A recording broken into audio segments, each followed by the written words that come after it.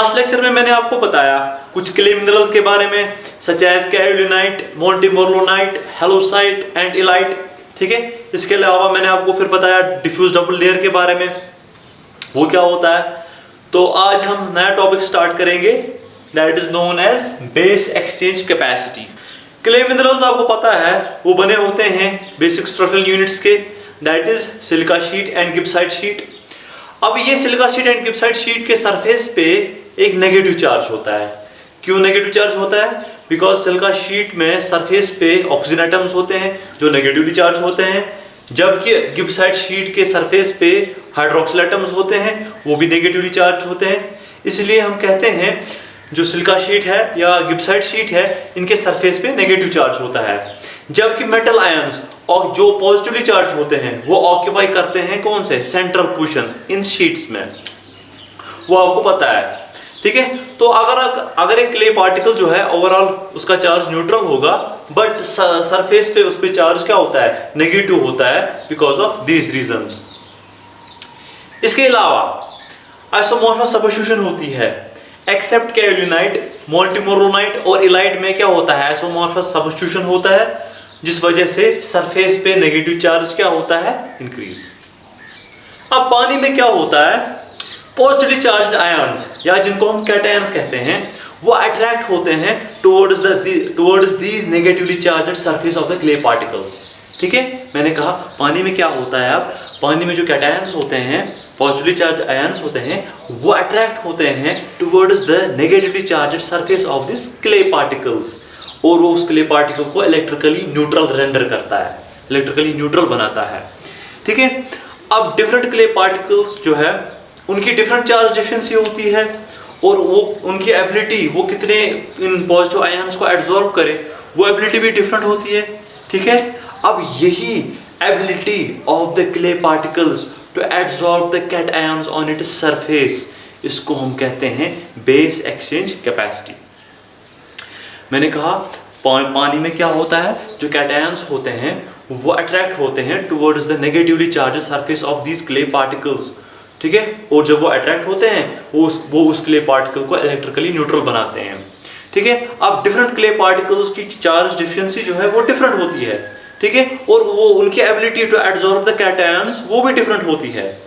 अब यही ability of the clay particles to absorb the cations on its surface is known as base exchange capacity। ठीक है, ये जो कैटायंस एब्जॉर्ब किए इसके लिए पार्टिकल ने ऑन इट्स सरफेस, ये परमानेंट नहीं होते हैं, ये एक्सचेंज हो सकते हैं, ये रिप्लेस हो सकते हैं, इसीलिए हम इनको कहते हैं एक्सचेंजेबल आयंस भी। ठीक है, इनको एक्सचेंजेबल आयंस भी कहते हैं। क्यों? क्योंकि ये इजीली रिप्लेस हो सकते हैं by another cations of same valency या टू कैटायंस जिनकी वैलेंसी हाफ है दैट ऑफ ओरिजिनल कैटायन। ठीक है, मैंने कहा ये जो कैटायंस एब्जॉर्ब हुए ये रिप्लेस हो सकते हैं by other cation of same valency, या ये कैटायन रिप्लेस हो सकता है बाय अदर कैटायंस, एक कैटायन रिप्लेस हो सकता है बाय टू कैटायंस जिनकी वैलेंसी जो है हाफ है दैट ऑफ ओरिजिनल कैटायन।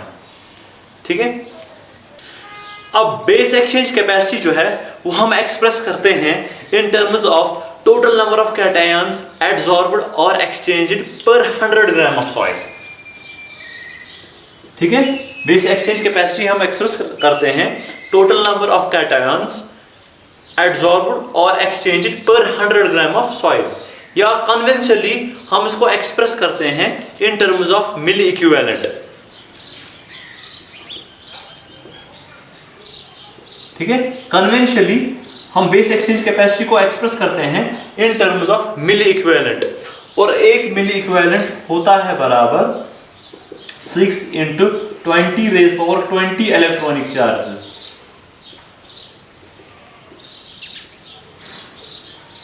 ठीक है, और एक मिली इक्विवेलेंट होता है बराबर 6 × 10⁻20 इलेक्ट्रॉनिक चार्जेस।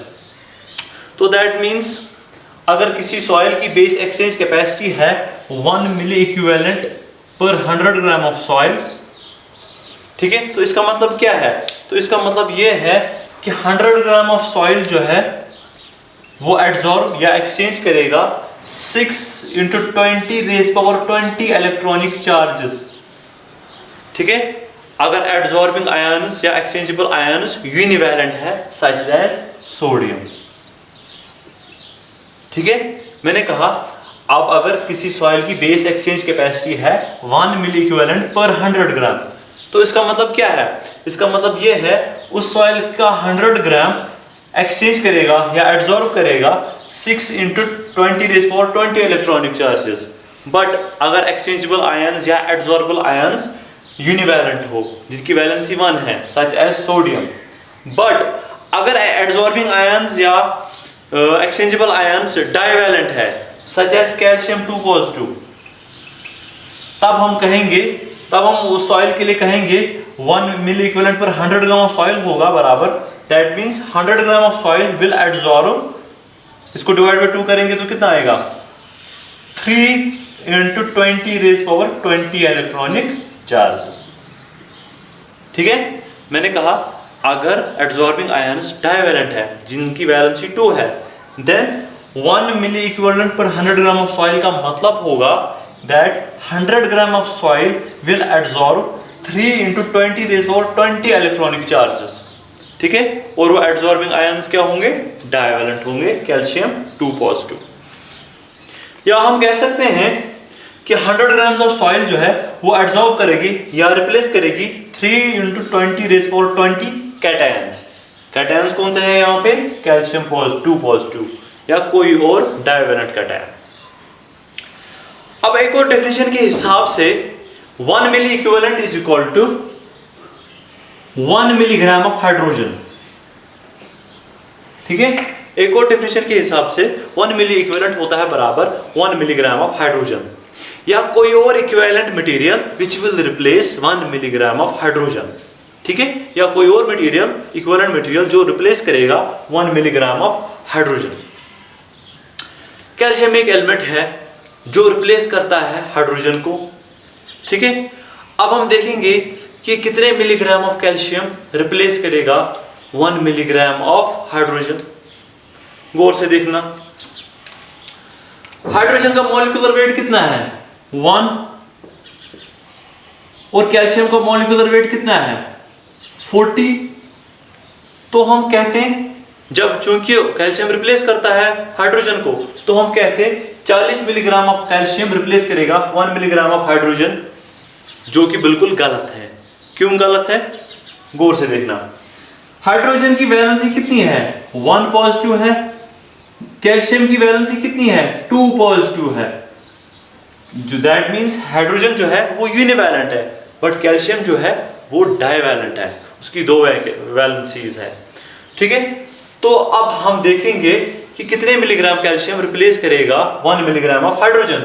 चूंकि कैल्शियम डाइवैलेंट है, 2 वैलेंसी है, हाइड्रोजन की एक ही वैलेंसी है, तो that means 1 milligram of hydrogen को रिप्लेस करेगा 40/2 कितना आएगा? 20 मिलीग्राम ऑफ कैल्शियम।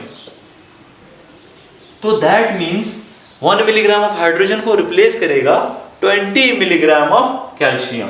ठीक है, मैं फिर से रिपीट करूंगा, चूंकि हमें देखना है, चूंकि कैल्शियम रिप्लेस करता है हाइड्रोजन को, हमें देखना है कितना मिलीग्राम कैल्शियम रिप्लेस करता है 1 मिलीग्राम ऑफ हाइड्रोजन। तो हम सीधा इनका मॉलिक्यूलर वेट देखते हैं, तो हम कहते हैं सिंपली कि 40 मिलीग्राम रिप्लेस करेगा 1 मिलीग्राम ऑफ हाइड्रोजन, बट जो कि बिल्कुल गलत होगा। क्यों? क्योंकि इनकी वैलेंसीज क्या है? डिफरेंट है। इसकी 1+ वैलेंसी है, इसकी 2+ वैलेंसी होती है। तो अब हम देखेंगे, चूंकि हाइड्रोजन की वैलेंसी कैल्शियम की वैलेंसी से हाफ है, तो हम क्या करेंगे? कैल्शियम के मॉलिक्यूलर वेट को डिवाइड भी करेंगे 2 से, तो वो कितना आएगा? 20। तो that means 20 milligram of calcium will replace 1 milligram of hydrogen.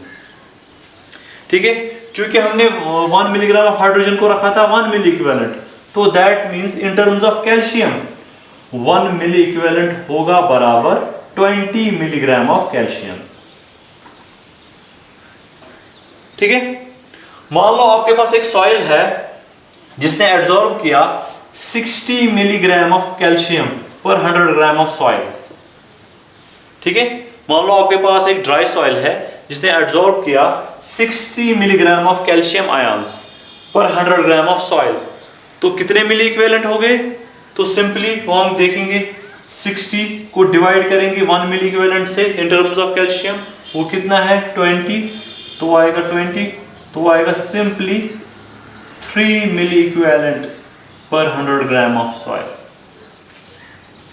ठीक है, इसी तरह आप किसी भी एलिमेंट पे आप मिली इक्विवेलेंट कैलकुलेट कर सकते हो इसी प्रोसीजर से। किसी भी एलिमेंट पे आप एल्युमिनियम पे भी, मैग्नीशियम पे भी, लिथियम पे भी, किसी भी एलिमेंट पे आप निकाल सकते हो मिली इक्विवेलेंट कितना होगा by same procedure. Base exchange capacity जो है वो डिपेंड करता है पीएच ऑफ द वाटर पे। अगर वाटर एसिडिक है मींस पीएच लेस देन 7 है, तब बेस एक्सचेंज कैपेसिटी जो है वो रिड्यूस होती है। अब कुछ आयन जो है, कुछ कैटायन जो है वो स्ट्रांगली एडहर्ड होते हैं, वो स्ट्रांगली एब्जॉर्ब होते हैं as compare to other cations. ठीक है, कुछ कैटायन स्ट्रांगली एब्जॉर्ब होते हैं as compare to other cations. तो वो कौन से आयन्स हैं?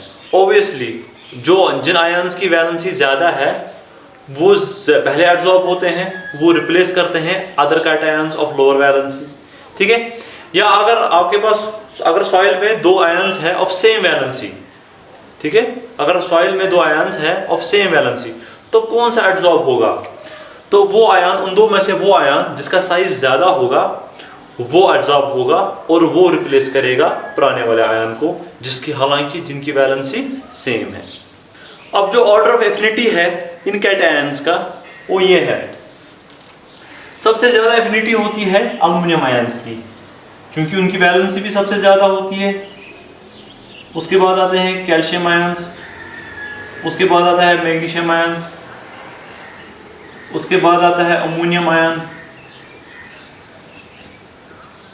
ठीक है, उसके बाद आता है पोटेशियम आयन, उसके बाद आता है हाइड्रोजन आयन। ठीक है, तो हाइड्रोजन आयन के बाद आता है फिर सोडियम आयन और फिर आता है लिथियम आयन। तो ये है order of affinity of the cations. तो इस हिसाब से कैटायंस जो है एब्जॉर्ब होते हैं या एक्सचेंज होते हैं। ठीक है, जो बेस एक्सचेंज कैपेसिटी है मोंटी-मोर्लोनाइट मिनरल की वो है from 70 to 100 milli equivalent per 100 gram of soil, जो कि सबसे ज्यादा है among the other clay minerals.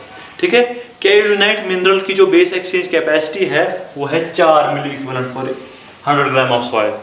इसी तरह इलाइट मिनरल का जो बेस एक्सचेंज कैपेसिटी है that is 40 milliequivalent per 100 gram of soil.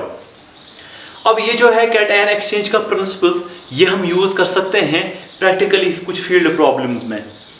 For example, जब हम सोडियम क्ले को स्टेबलाइज करते हैं यूजिंग लाइम, ठीक है, जब हम सोडियम क्ले सॉइल को स्टेबलाइज करते हैं यूजिंग लाइम, तो होता क्या है, क्योंकि लाइम में कैल्शियम आयंस होते हैं, तो वो कैल्शियम आयंस जो है रिप्लेस करते हैं सोडियम आयंस को फ्रॉम द सोडियम क्ले, जो कि होती है सोडियम मोंटी-मोर्लोनाइट।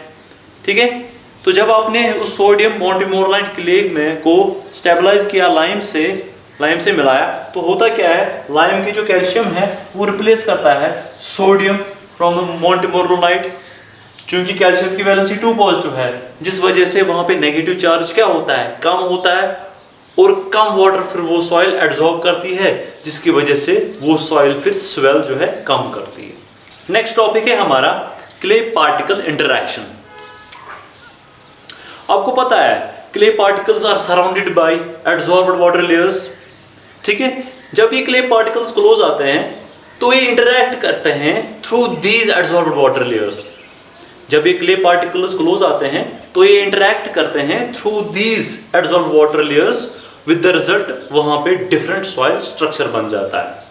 ठीक है, अब इनका जो इंटरैक्शन है दो क्ले पार्टिकल्स का वो डिपेंड करता है बहुत सारे फैक्टर्स पे, such as nature of the ions present, किस किस्म के आयन्स प्रेजेंट है, उनकी कॉन्सेंट्रेशन क्या है, इसी तरह फिर nature of the ions present, their concentration, इसी तरह उनका साइज क्या है उन आयन्स का, वगैरह वगैरह। तो बहुत सारे फैक्टर्स पे डिपेंड करता है कि ये सॉइल पार्टिकल्स कैसे इंटरैक्ट करेंगे। अब जब ये क्ले पार्टिकल्स क्लोज आते हैं तो वहां पे रिपल्सिव फोर्सेस भी डेवलप होते हैं और अट्रैक्टिव फोर्सेस भी डेवलप होते हैं। तो पहले हम देखेंगे रिपल्सिव फोर्सेस। जो inter particle repulsive force develop होता है वो होता है because of the similar type of charge present in the clay minerals. ठीक है, because of the similar type of charge present on the clay surface. Clay surface पे जो similar type of charge होता है, चाहे वो नेगेटिव होगा या पॉजिटिव होगा, उस वजह से वहां पे रिपल्सिव फोर्सेस डेवलप होता है। अब इसी तरह इंटर पार्टिकल अट्रैक्टिव फोर्सेस भी डेवलप होते हैं, और वो अट्रैक्टिव फोर्सेस डेवलप होते हैं because of the van der Waals forces या because of the hydrogen bonding या एनी अदर लिंकेज होते हैं। लेकिन इन अट्रैक्टिव फोर्सेस में से सबसे प्रोमिनेंट जो अट्रैक्टिव फोर्स होता है वो होता है वैन डर वाल्स फोर्सेस। ठीक है, अब जितनी डिस्टेंस इन दो सॉइल पार्टिकल्स के बीच में कम है उतना van der Waals forces stronger होता है। अब अगर कोई क्ले सस्पेंशन में है तो net force between the particles होगा algebraic sum of net repulsive force and net attractive force. ठीक है, मैंने कहा अब अगर कोई क्ले जो है सस्पेंशन में है, जो नेट फोर्स होगा between the two soil particles या between the adjacent soil particles वो होगा algebraic sum of repulsive force and attractive force. ये जो इंटर पार्टिकल फोर्स होता है ये डिक्रीज होता है when the inter particle distance increases, और डिक्रीज कैसे होता है? In the form of this curve. ठीक है, अगर ये फोर्स है यहां से अलोंग वाई एक्सिस फोर्स है और अलोंग एक्स एक्सिस डिस्टेंस है, तो इंटर पार्टिकल फोर्स डिक्रीज ऐसे होता है व्हेन द डिस्टेंस इंक्रीजेस, ऐसे। और इस the shape of this curve depends upon nature of the cations, there concentration and the nature of the bonding वगैरह वगैरह। अब पानी में अगर क्ले पार्टिकल्स है वो म्यूचुअली अट्रैक्ट भी हो सकते हैं या रिपल भी हो सकते हैं। ठीक है, वो आपस में अट्रैक्ट भी कर सकते हैं, रिपल भी कर सकते हैं। अब अगर दो सॉइल पार्टिकल्स, अगर दो क्ले पार्टिकल्स क्लोज आ रहे हैं और जब वो क्लोज आ रहे हैं तो टोटल पोटेंशियल एनर्जी वहां पे डिक्रीज हो रही है। ठीक है, अगर दो क्ले पार्टिकल्स क्लोज आ रहे हैं और वहां पे टोटल पोटेंशियल एनर्जी जो है वो डिक्रीज हो रही है, तब वहां पे नेट फोर्स जो है वो अट्रैक्टिव होगा, और जो सॉइल, उस सॉइल का जो स्ट्रक्चर बनेगा दैट विल बी फ्लोक्युलेटेड स्ट्रक्चर। ठीक है, वो फ्लोक्युलेटेड स्ट्रक्चर क्या है आपको आगे अभी देखना है। अब अगर दो सॉइल पार्टिकल्स क्लोज आ रहे हैं but the total potential energy increase हो रही है। ठीक है, अब अगर दो सॉइल पार्टिकल्स क्लोज आ रहे हैं बट उनके बीच में जो टोटल पोटेंशियल एनर्जी है वो इंक्रीज हो रही है, देन जो नेट फोर्स वहां पे होगा वो रिपल्सिव होगा, और उस सॉइल का जो स्ट्रक्चर बनेगा वो बनेगा डिस्पर्सिव स्ट्रक्चर या डिस्पर्सिव स्ट्रक्चर। ठीक है, वो भी आपको अभी आगे पढ़ना है। अब tendency of the soil particles to form flocculated structure जो है वो इंक्रीज होता है with the increase in the concentration of the electrolyte, with the increase in the valency of the ion and with the increase in the temperature. इसी तरह tendency of the soil particles to form flocculated structure also increases with the decrease in the dielectric constant of the medium. ठीक है, इसी तरह decrease in the size of the ion या pH value या anion adsorption. ठीक है, तो इन चीज़ों से जब डिक्रीज होते हैं तो सॉइल पार्टिकल्स की tendency to form flocculated structure जो है वो इंक्रीज होती है। Dielectric constant of the medium को हम कहते हैं रिलेटिव परमिटिविटी भी कहते हैं। ये सिंपली डिटरमाइन करता है ability of the medium to store the charge, to store the electric charge. Next topic है हमारा सॉइल स्ट्रक्चर। अब पहले सॉइल स्ट्रक्चर होता क्या है? सॉइल स्ट्रक्चर सिंपली होता है geometric arrangement of the soil particles with respect to each other in space. ठीक है, सॉइल पार्टिकल्स का अरेंजमेंट क्या है with respect to each other in space, उसको हम कहते हैं सॉइल स्ट्रक्चर। तो डिफरेंट सॉइल्स के डिफरेंट सॉइल स्ट्रक्चर पाए जाते हैं which depends upon the size of the soil particles and their mode of formation. ठीक है, तो मुख्तलिफ किस्म के सॉइल स्ट्रक्चर पाए जाते हैं।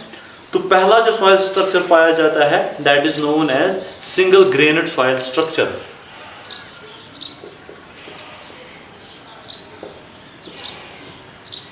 सिंगल ग्रेन सॉइल स्ट्रक्चर या simply single grain structure. Single grain soil structure पाया जाता है कोर्स ग्रेन सॉइल्स में, सच एज ग्रेवल या सैंड। ठीक है, ये कोर्स ग्रेन सॉइल्स में पाया जाता है ऐसा स्ट्रक्चर सच एज ग्रेवल या सैंड, या वो सॉइल्स जिनका साइज ग्रेटर देन है 0.02 mm। ठीक है, उनमें भी पाया जाता है, या वो सॉइल्स जिनका साइज जो है ग्रेटर देन है 0.02 mm, उनमें भी सिंगल ग्रेन स्ट्रक्चर सॉइल का पाया जाता है। अब चूंकि कोर्स ग्रेन सॉइल में सच एज ग्रेवल या सैंड में पार्टिकल्स जो है वो बल्की होते हैं, तो उन पार्टिकल्स में ग्रेविटेशनल फोर्सेस प्रिडोमिनेंट होते हैं as compare to surface forces. Surface forces आपने देखा वो प्रिडोमिनेंट होते हैं क्लेज में। ठीक है, जब ये पार्टिकल, अब जब ये सॉइल डिपॉजिट होती है, ठीक है, और ये पार्टिकल्स सेटल होते हैं under the action of gravitational forces, तो ये पार्टिकल्स जो है एक इक्विलिब्रियम पोजीशन में आते हैं लाइक दिस। ठीक है, मैंने कहा जब ये सॉइल सेटल होती है, वो जब ये सॉइल डिपॉजिट होती है और पार्टिकल्स सेटल होते हैं under the action of gravitational forces, तो ये पार्टिकल्स जो है इक्विलिब्रियम पोजीशन में आते हैं like this, such that each particle is in contact with the adjacent particles. हर कोई पार्टिकल जो है कांटेक्ट में है एडजेसेंट पार्टिकल्स के साथ, और बीच में वॉइड्स है, तो इस स्ट्रक्चर को हम कहते हैं सिंगल ग्रेन सॉइल स्ट्रक्चर। ये स्ट्रक्चर सिंपली होता है, अगर हम ऑरेंजेस को स्टैक करें तो कैसा होगा, जब हम ऑरेंज को स्टैक करते हैं तो ये स्ट्रक्चर बिल्कुल उसी तरह होता है जिस तरह हम ऑरेंजेस को स्टैक करते हैं। अब ये सॉइल डेंस भी हो सकती है और लूज भी हो सकती है depending upon the relative position of the particles. ठीक है, अगर हम एज्यूम करें ये सॉइल पार्टिकल्स स्फेरिकल शेप के हैं ऑफ सेम रेडियस, देन जब ये लूजेस्ट फॉर्म में होंगे तब ये कुछ ऐसे स्टैक्ड होंगे।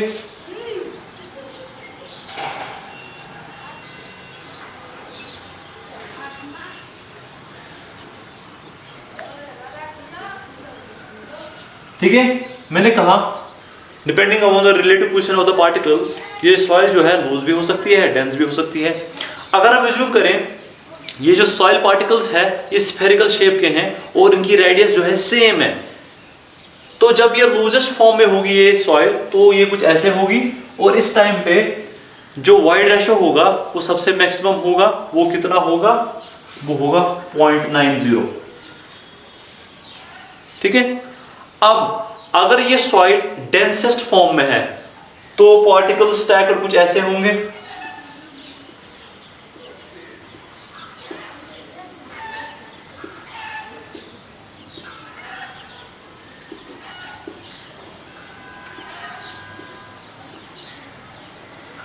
ठीक है, तो इस स्टेट में वाइड रेशो जो है वो सबसे मिनिमम होगा, और कितना होगा 0.35। ठीक है, तो लूजर स्टेट में वाइड रेशो कितना होगा 0.90, और डेंसेस्ट स्टेट में कितना होगा 0.35। लेकिन ख्याल रहे हमने यहाँ पे एज्यूम किया है सॉइल पार्टिकल्स स्फेरिकल शेप के हैं और यूनिफॉर्म रेडियस के हैं। नेक्स्ट सॉइल स्ट्रक्चर जो पाया जाता है that is known as honeycomb structure. ये पाया जाता है उन सॉइल्स में जिनका साइज होता है बिटवीन 0.02 mm टू 0.002 mm।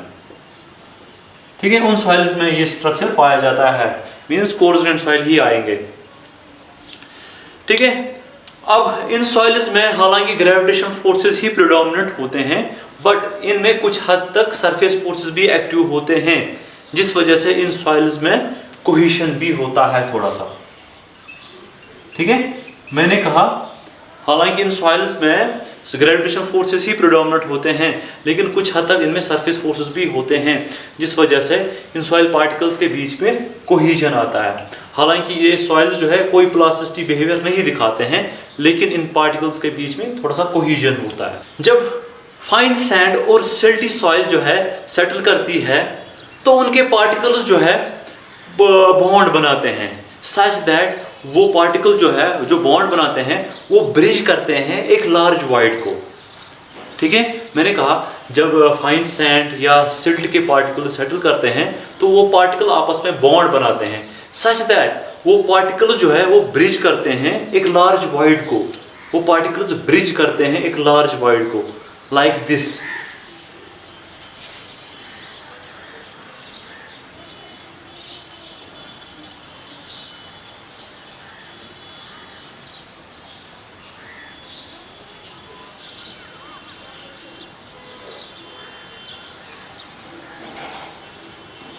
ठीक है, लाइक दिस। तो जब वो पार्टिकल सेटल करते होते हैं तो वो बॉन्ड बनाते हैं सच दैट वो ब्रिज करते हैं एक लार्ज वॉइड को, बहुत सारे वॉइड्स को ब्रिज करते हैं, बॉन्ड बनाते हैं। तो अगर हम देखेंगे ये पार्टिकल जो है ये स्टेबल होते हैं, स्टेबल कंडीशन में होते हैं और इक्विलिब्रियम में होते हैं, ठीक है।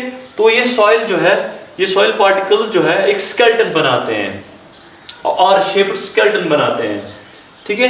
और इसी सॉइल स्केलेटन को हम कहते हैं हनीकॉम्ब स्ट्रक्चर। हनीकॉम्ब स्ट्रक्चर उन ग्रैन्युलर सॉइल्स में पाया जाता है जिनमें थोड़ा सा कोहेजन भी होता है, ठीक है।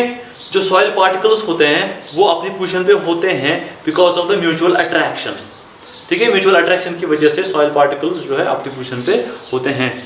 चूंकि इन पार्टिकल्स में कोहेजन है बट इन सॉइल पार्टिकल्स में प्लास्टिसिटी कैरेक्टरिस्टिक्स नहीं होते हैं। अब वो सॉइल्स जिनमें हनीकॉम्ब स्ट्रक्चर होता है वो लूज होता है, वो लूज होते हैं, ठीक है। ये विथस्टैंड कर सकते हैं स्टैटिक लोड, ठीक है। अगर इस सॉइल पे स्टैटिक लोड डाला जाएगा तो ये सॉइल विथस्टैंड कर सकती है स्टैटिक लोड, बट अगर इन पे वाइब्रेशंस या शॉक्स दिया जाए ये कोई लोड सपोर्ट नहीं कर पाती है। तो ये उन सॉइल्स में ये स्ट्रक्चर जो है वो कोलैप्स हो जाता है और उस सॉइल में फिर लार्ज डिफॉर्मेशन होती है। नेक्स्ट सॉइल स्ट्रक्चर जो है that is flocculated structure. Flocculated structure पाया जाता है उन सॉइल्स में जिनका साइज जो है लेस देन 0.002 mm हो, दैट इज क्लेई सॉइल्स।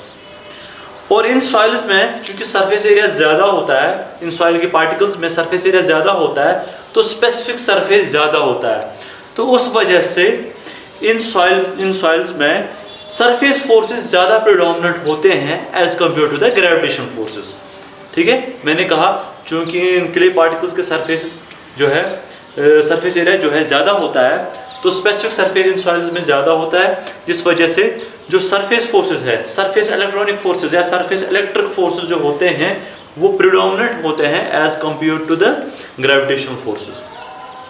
और स्पेसिफिक सरफेस आपको पता है it is the ratio of surface area of the soil particle per unit mass, या स्पेसिफिक सरफेस हम लेते हैं surface area of the soil particle per unit volume B.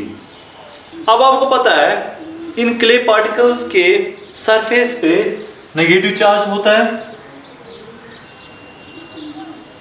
और इनके एंड्स पे पॉजिटिव चार्ज होता है।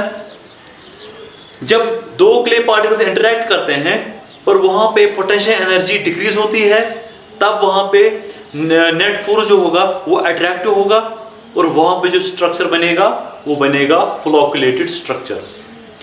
अब फ्लोकुलेटेड स्ट्रक्चर में क्या होता है, एक सॉइल पार्टिकल का फेज जो है वो अट्रैक्ट होता है with the positively charged end of the other particle like this, ठीक है।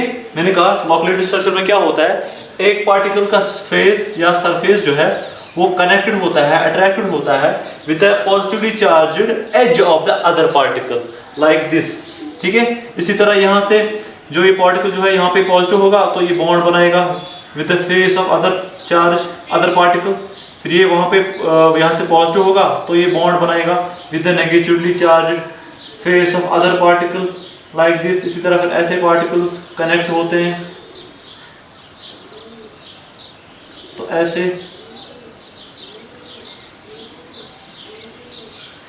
ऐसे बन जाता है फ्लोकुलेटेड स्ट्रक्चर जिसमें एक पार्टिकल का सरफेस कनेक्टेड होता है with the edge of the other particle. और आपको पता है एक पार्टिकल का सरफेस जो है नेगेटिवली चार्ज होता है और पार्टिकल का एज जो है वो पॉजिटिवली चार्ज होता है। तो इस तरह बनता है फ्लोकुलेटेड स्ट्रक्चर। अब अगर क्ले पार्टिकल्स जो है सेटल होते हैं फ्रेश वाटर में तो वहां पे जो स्ट्रक्चर बनाएंगे वो होगा फ्लोकुलेटेड स्ट्रक्चर। अब उसमें कितनी डिग्री ऑफ फ्लोकुलेशन होगी वो डिपेंड करता है types of the clay particles पे, उनकी कॉन्सेंट्रेशन पे, या concentration of the salt in water, salt की कितनी कॉन्सेंट्रेशन है। अगर क्ले पार्टिकल सेटल होते हैं साल्टी वाटर में तो उसमें जो स्ट्रक्चर बनेगा ऑब्वियसली वो फ्लोकुलेटेड स्ट्रक्चर ही बनेगा, बट देखा गया है उसकी जो डिग्री ऑफ फ्लोकुलेशन है वो ज़्यादा है as compare to the structure formed in fresh water. अब उसका रीजन ये है, जो सॉल्ट वाटर है वो एक्ट करता है एज इलेक्ट्रोलाइट, ठीक है। तो जब वो इलेक्ट्रोलाइट एक्ट करता है तो वहां पे वो उसके आयन जो है रिपल्सिव फोर्सेस को डिक्रीज करते हैं और नेट अट्रैक्टिव फोर्सेस को इंक्रीज करते हैं, जिसकी वजह से फिर वहां पे फ्लोकुलेटेड स्ट्रक्चर बनता है। अब वो सॉइल्स जिनमें फ्लोकुलेटेड स्ट्रक्चर होता है वो लाइट इन वेट होते हैं, उनमें हाई वाइड रेशो होता है, उनमें हाई वाटर कंटेंट होता है, बट उनकी जो स्ट्रेंथ है वो हाई होती है। उनकी वो स्ट्रेंथ जो उनकी होती है, बॉन्डिंग जो होती है वो स्ट्रांग होती है। वो एक्सटर्नल लोड को आराम से विथस्टैंड कर सकते हैं, एक्सटर्नल लोडिंग को वो आराम से विथस्टैंड कर सकती है, रेजिस्ट कर सकते हैं, और उन पे वाइब्रेशंस पे कोई असर नहीं होता है। ऐसा इसलिए होता है because of the strong force of attraction between the particles, क्योंकि पार्टिकल्स के पीछे स्ट्रॉन्ग फोर्स ऑफ अट्रैक्शन है, उस वजह से इनमें बॉन्डिंग जो है स्ट्रॉन्ग होती है, जिस वजह से ये एक्सटर्नल लोड को आराम से रेजिस्ट कर पाते हैं, और वाइब्रेशंस पे इन पे कोई असर नहीं है, और वाइब्रेशंस का इन पे कोई असर नहीं है। तो इन जनरल हम कह सकते हैं soils with flocculated structure have low compressibility, high permeability and high shear strength. Next structure जो है दैट इज डिस्पर्स्ड स्ट्रक्चर। ये स्ट्रक्चर पाया जाता है रिमोल्डेड क्लेज में, वो क्लेज जिनको रिमोल्डिंग की गई हो। अब रिमोल्डिंग से क्या होता है, देखा गया है रिमोल्डिंग से जब क्ले को रिमोल्ड किया जाता है तो उसमें नेट फोर्स जो है फिर रिपल्सिव बन जाता है। फ्लोकुलेटेड स्ट्रक्चर में नेट फोर्स क्या होता है, पॉजिटिव नेट फोर्स क्या होता है, अट्रैक्टिव होता है, लेकिन जब उस सॉइल को रिमोल्ड किया जाता है तो नेट फोर्स क्या बन जाता है, रिपल्सिव बन जाता है, जिसकी वजह से सॉइल का स्ट्रक्चर जो है वो चेंज होता है फ्रॉम फ्लोकुलेटेड टू डिस्पर्स्ड। अब फ्लोकुलेटेड स्ट्रक्चर में क्या होता है, पार्टिकल कनेक्टेड होते हैं from face to end like this, ठीक है, पार्टिकल कनेक्टेड होते हैं from face to end like this. But dispersed soil structure में पार्टिकल्स कनेक्टेड होते हैं from edge to edge like this.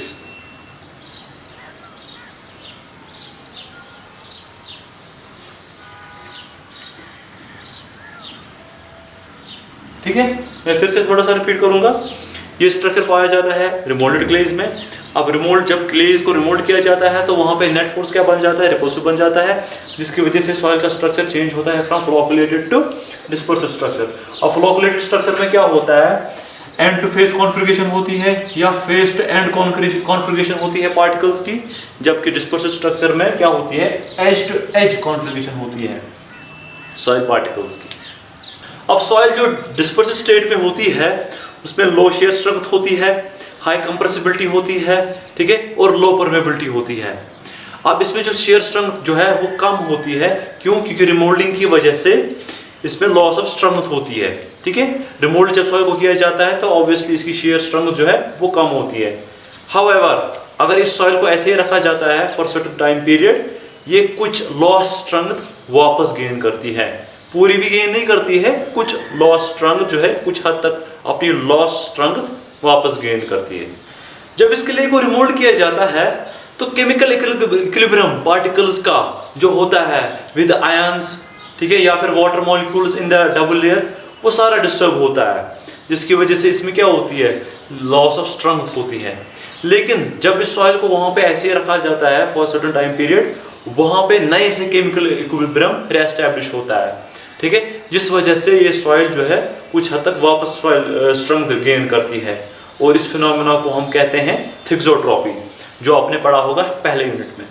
Next structure है कोर्स ग्रेन स्ट्रक्चर। ये एक कंपोजिट स्ट्रक्चर पे है, ये एक कंपोजिट स्ट्रक्चर है जो बन जाता है जब सॉइल में different types of particles present हो, ठीक है। ये एक कंपोजिट स्ट्रक्चर है जो बन जाता है जब सॉइल में different types of particles present हो, कोर्स ग्रेन पार्टिकल्स भी प्रेजेंट है और फाइन ग्रेन पार्टिकल्स भी प्रेजेंट हो, ठीक है। जब सॉइल में कोर्स ग्रेन पार्टिकल जो है ज्यादा क्वांटिटी में प्रेजेंट है as compare to the fine grain particles such as clay, तब ये स्ट्रक्चर बन जाता है, ठीक है। अब होता क्या है, जो सॉइल में जो बल्की पार्टिकल्स है, बल्की कोर्स ग्रेन पार्टिकल्स है, वो इंटर पार्टिकल बॉन्ड्स बनाते हैं लाइक दिस, ठीक है। जो सॉइल में बल्की पार्टिकल्स है, बल्की कोर्स ग्रेन पार्टिकल्स है, वो इंटर पार्टिकल बॉन्ड्स बनाते हैं लाइक दिस, और उनके जो गैप्स है, वाइड्स है, वो फिल करता है क्ले पार्टिकल्स, और जिनको हम यहाँ पे बाइंडर्स भी कहते हैं। कोर्स पार्टिकल्स क्या करते हैं, आपस में बॉन्डिंग बनाते हैं, और उनके बीच में जो गैप्स रहती है, वॉइड्स रहती है, वो फिल करते हैं क्ले पार्टिकल्स, जिनको हम कहते हैं बाइंडर्स यहाँ पे। और इस स्ट्रक्चर को हम कहते हैं coarse grain skeleton. Simply course grain particles बंधे होते हैं, बॉन्ड बनाते हैं आपस में, और जो उनमें बीच में गैप्स रहती हैं वो फिल करते हैं क्ले पार्टिकल्स, जिनको हम बाइंडर्स भी यहाँ पे कहते हैं। ये जो कोर्स ग्रेन स्केलेटन है, ये हैवी लोडिंग विथस्टैंड कर सकता है विद वेरी लेस डिफॉर्मेशन। ठीक है, ये स्ट्रक्चर, ये सॉइल जो है हैवी लोडिंग विथस्टैंड कर सकती है with much very less deformation, बहुत कम डिफॉर्मेशन के साथ। अलबत्ता अगर इस स्ट्रक्चर को डिस्टर्ब किया जाता है तब क्या होगा, जो लोडिंग है वो ट्रांसफर होगी from coarse grain particle to clay particle, जिसकी वजह से सपोर्टिंग पावर और स्टेबिलिटी सॉइल की वो बहुत डिक्रीज होगी। नेक्स्ट सॉइल स्ट्रक्चर है यहाँ पे, जिसका नाम है क्ले मैट्रिक्स। क्ले मैट्रिक्स भी एक कंपोजिट स्ट्रक्चर है जो बनाते हैं डिफरेंट सॉइल्स। ठीक है, जो बन जाता है बाय डिफरेंट सॉइल, जब डिफरेंट सॉइल्स प्रेजेंट हो। अलबत्ता इस केस में amount of clay is more than the bulky coarse grain particles. ये क्ले मैट्रिक्स तब बन जाता है जब क्ले पार्टिकल की कंसंट्रेशन, जब क्ले पार्टिकल्स जो है वो ज्यादा हो as compare to the bulky coarse grain particles. ठीक है, अब इसमें होता क्या है, जो क्ले पार्टिकल्स है वो एक मैट्रिक्स जैसे बनाते हैं। ठीक है, क्ले पार्टिकल्स जो है एक मैट्रिक्स जैसे बनाते हैं, जिसमें कोर्स ग्रेन पार्टिकल जो है फ्लोट कर रहे होते हैं without touching each other, like this.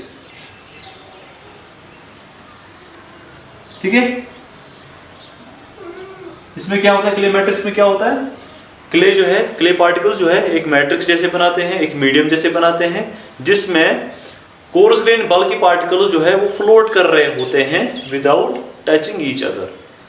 अब वो सॉइल जिसका स्ट्रक्चर जो है क्ले मैट्रिक्स का हो, ठीक है, उसकी प्रॉपर्टी जो है वो सेम होती है एज दैट ऑफ क्ले। जो क्ले की प्रॉपर्टीज होती है वो भी वही प्रॉपर्टीज उस सॉइल की होती है जिसका स्ट्रक्चर जो है क्ले मैट्रिक्स का होता है। ठीक है, इसका बिहेवियर जो है वो बिल्कुल सेम होता है as that of normal clay deposit. इस सॉइल का भी बिहेवियर जो है वो भी बिल्कुल सेम होता है जो एक नॉर्मल क्ले डिपॉजिट का बिहेवियर होता है। अलबत्ता अगर डिस्टर्बेंस करोगे, अगर इस क्ले सॉइल को आप डिस्टर्ब करोगे, तो डिस्टर्बेंस का उतना इफेक्ट इस सॉइल पे नहीं होता है।